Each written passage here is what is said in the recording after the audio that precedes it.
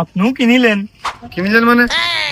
আমাকে ধানে এসে গোডাউনের অর্ধেক ধান নেই, সব ইন্দ্রি করতে টুক করে নেমে চলে যাচ্ছে।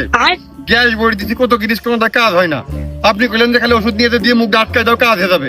মুখ আটকে ধুয়ে দিয়েছি, কাজ হয়ে গেছে। কিন্তু কি হয়েছে, অন্য দিকটা আবার মুখ খুঁজে নিয়ে ধান ওরমে সব নিয়ে তারপরে কাজ হয়েছে। না মানে ভাই, ওই ইন্দুর তো মাটির তলে দেও মরতে পারে। কিন্তু যদি মাটির তলে দিয়ে মরবে, নতুন গর্ত কয়টা কারা করলো, আর ধান তো টান মেনে নিয়ে চলে যাচ্ছে।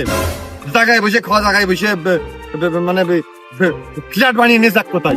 তাদের গোডাউনের মধ্যে অনেক ধান নিয়ে খাচ্ছে, অনেক আবার ঝাড়তেছে, অনেক গর্ত করতেছে, অনেক বংশ বৃদ্ধি করতেছে। লাভটা হলো কি যদি ইন্দুরি না মরে? ও ভাই, আমি তো প্রত্যেক হাটবারে আপনাদের এই জায়গাটা আসি, আমার কথা তো মিশে হওয়ার কথা না। মিশিয়ার কথা না, আপনি আমার কি কইলেন যে 100 ইন্দুর মরবে, 100 ইন্দুর মরবে, বললো কই? খালি মনে হয় ভাই ইন্দুর 100-র বেশি আছে।